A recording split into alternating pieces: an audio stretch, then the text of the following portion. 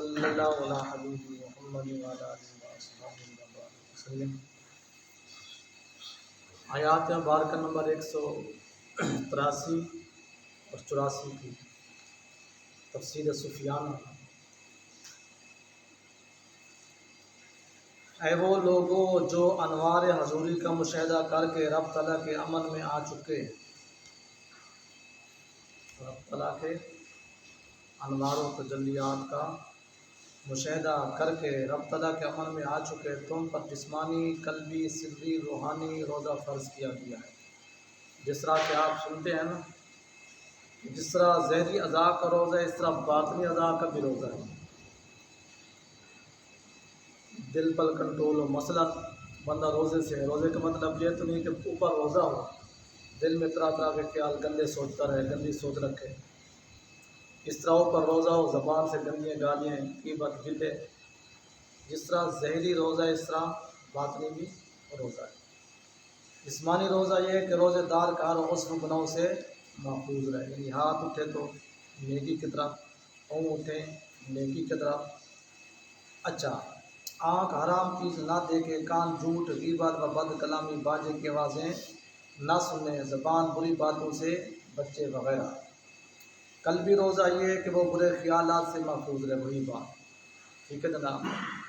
روحی روزہ یہ ہے کہ وہ عالم روحانیت میں رب تعالیٰ کے سوا کسی کو نہ دیکھے۔ روحی روزے سے مراد ہے روح کا روزہ۔ دیکھو جسم کا روزہ ہو تو روح کا روزہ نہ ہو، بات چمبے کی عجیب ہے۔ صوفیاء جو ہے نا وہ جسمانی روزہ بھی رکھتے تھے اور روحانی روزہ بھی رکھتے تھے، جس طرح کہ آپ سنتے ہیں کہ ایک ظاہری علم ہے، دوسرا باطنی علم ہے، تیسرا روحانی علم ہے۔ اس طرح روحانیت میں یعنی روح جو اس کی ہے نا وہ صرف اور بار الہ کے علاوہ اس کے آگے کچھ نہ ہو، جس طرح کہ اکثر جملہ ہم اپنا آپ فرض کرتے رہتے ہیں کہ حضرت شیخ سعدی رحمۃ اللہ تعالیٰ فرماتے ہیں جس کو اس کی خبر ہو، جو عابد، زاہد، ولی، عارف، صالح، جس کو اس کی خبر ہوئی پھر اس کو کسی کی خبر نہ ہوئی، جس کو اللہ تعالیٰ کی خبر ہوگی بھلا بس اس کے نظروں میں تو پھر وہی ہے، جدھر دیکھتا ہوں ادھر تو ہی تو ہے۔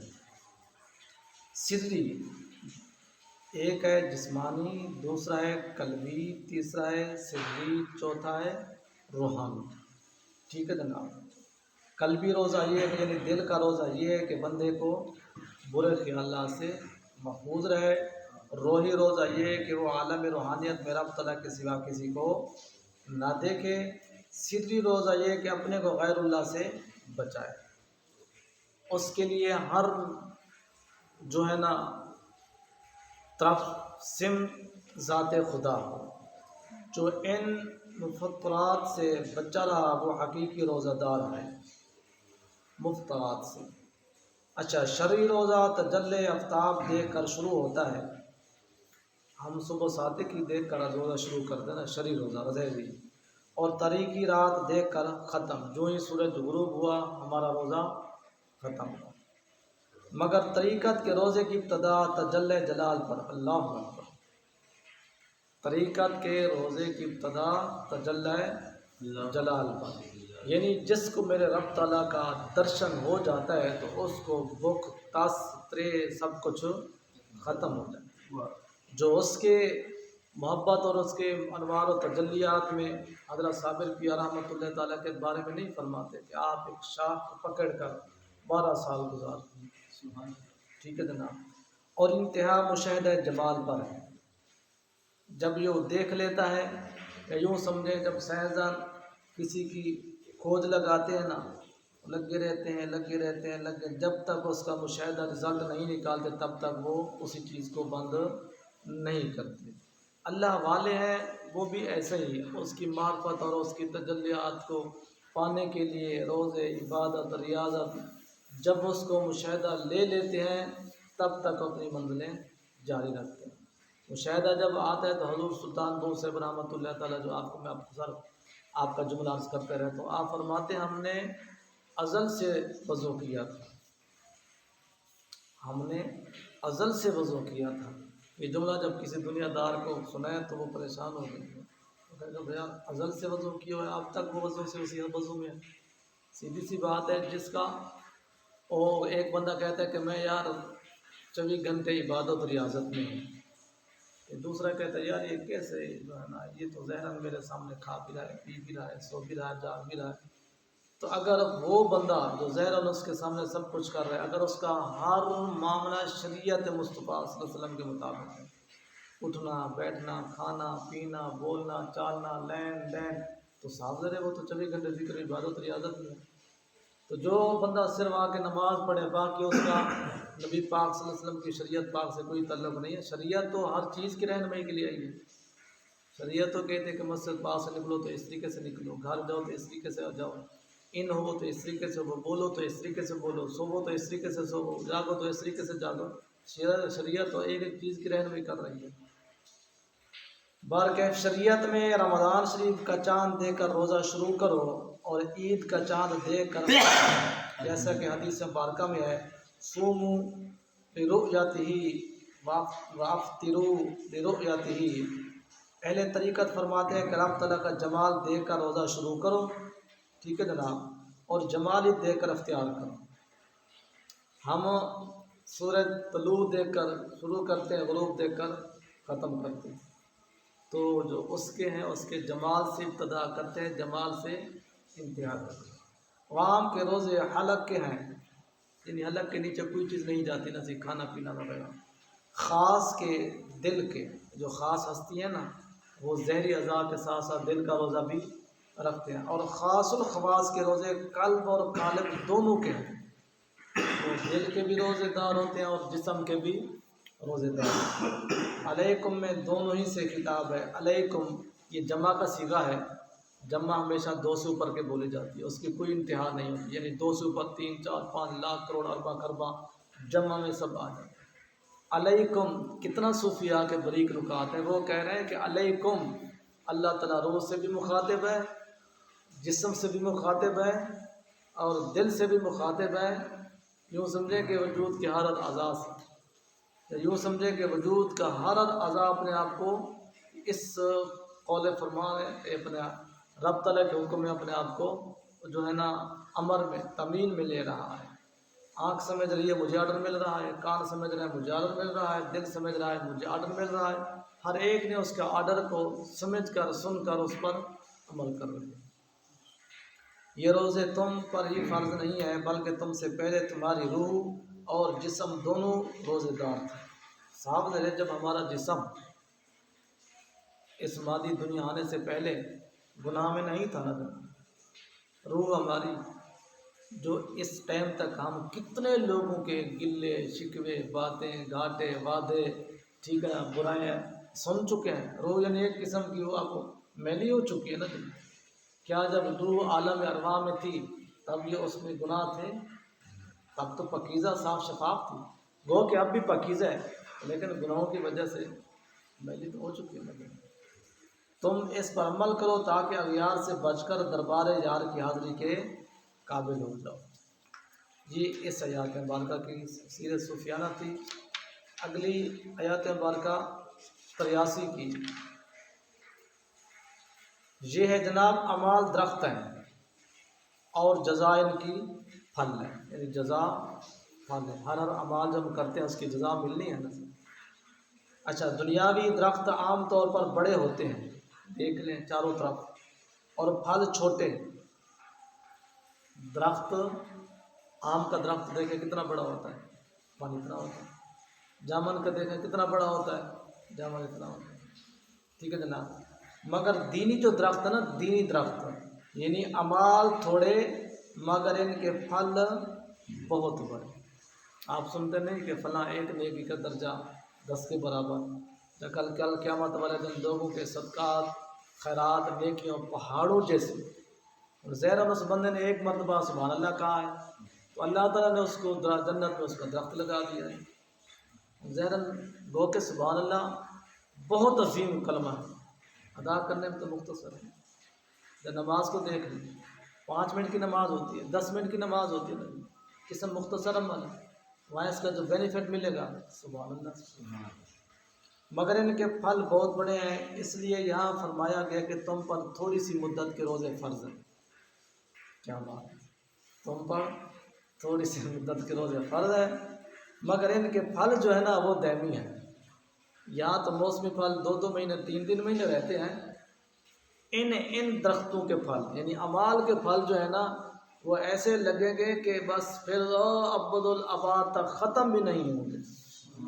ٹھیک ہے، درختوں کو ساری آفات سے بچاؤ تاکہ پھل اچھا پڑو۔ اب جب ہم کوئی سبزی بیچتے ہیں یا کوئی پھل اپنا یہ جو درخت پھل والے ان کی جو ہم حفاظت کرتے ہیں اس لیے کرتے ہیں کہ پھل جو ہے نا اچھے طریقے سے لگے اور اچھے طریقے سے محفوظ رہیں۔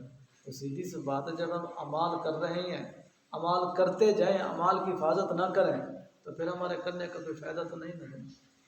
حفاظت اس کی کیا ہے؟ اپنے آپ کو اعمال بد سے بندہ بچائے بس۔ ایسے ہی روزے تمام بری حرکتوں سے پاک رکھو، جسمانی اور روحانی کھاد اور پانی انہیں دیتے جاؤ۔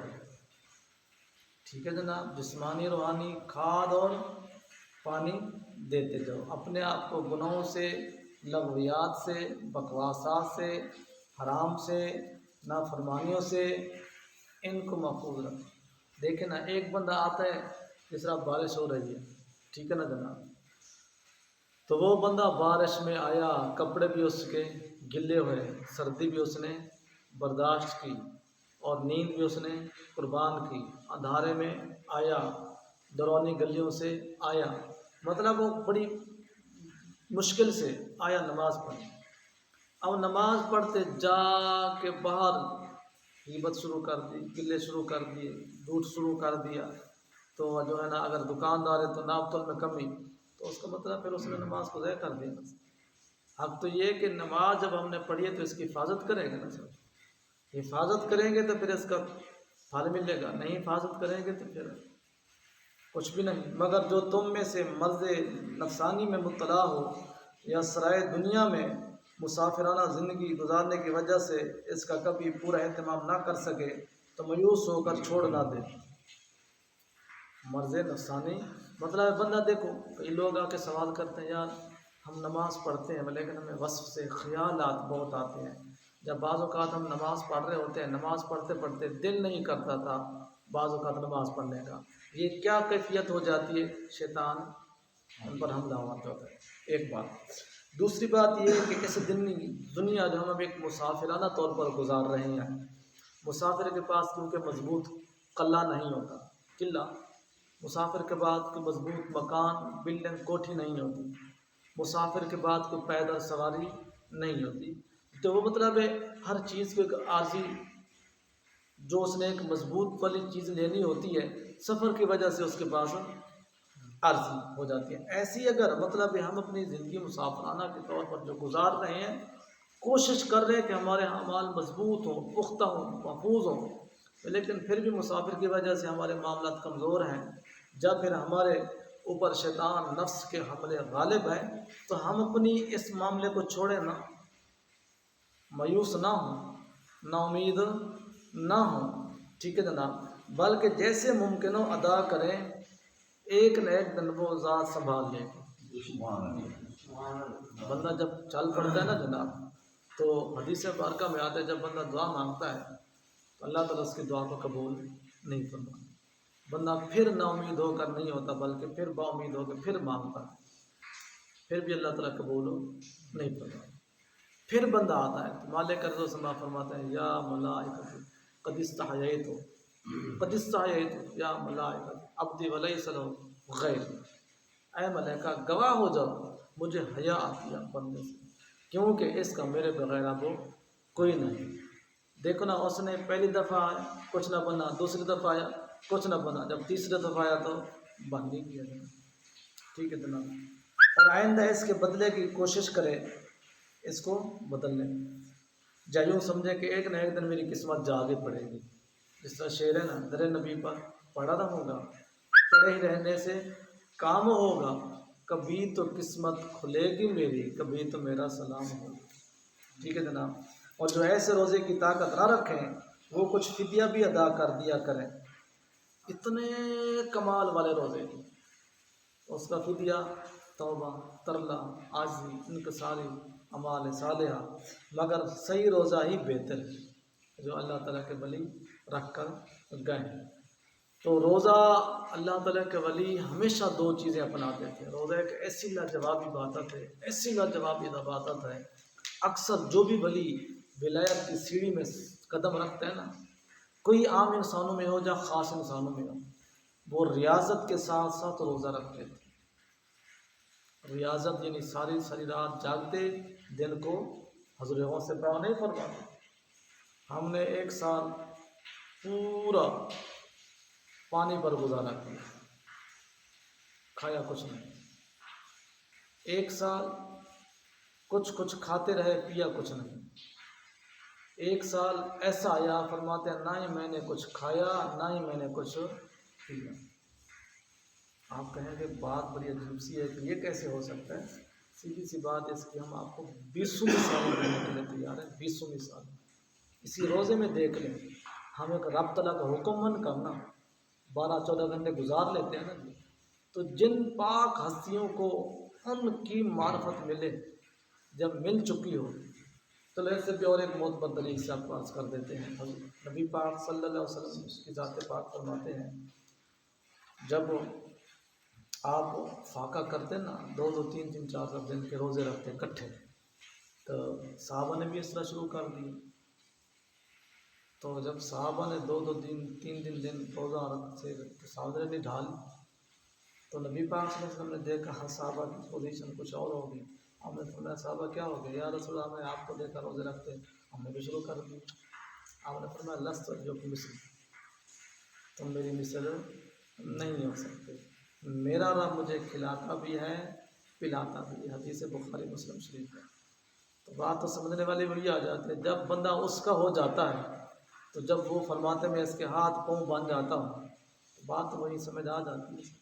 وہ جب کھانے سے پاک ہے تو پھر جب وہی بند سمجھے اس کو، جب وہ کھانے پینے سے پاک ہے تو جب وہی ذات فرمایا میں اس کے ہاتھ بن جاتا ہوں، میں اس کا پاؤں بن جاتا ہوں، میں اس کی زبان بن جاتا ہوں، تو پھر کھانے پینے پہ اس کو کہاں پوزیشن ہوگی، گنجائش ہوگی.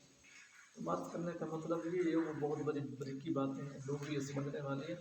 روزہ بہت بڑی لاجواب چیز ہے. اللہ تعالیٰ سب کو توفیق دے اور روزے کی پھر حفاظت کرنے کی بھی ہمت دے.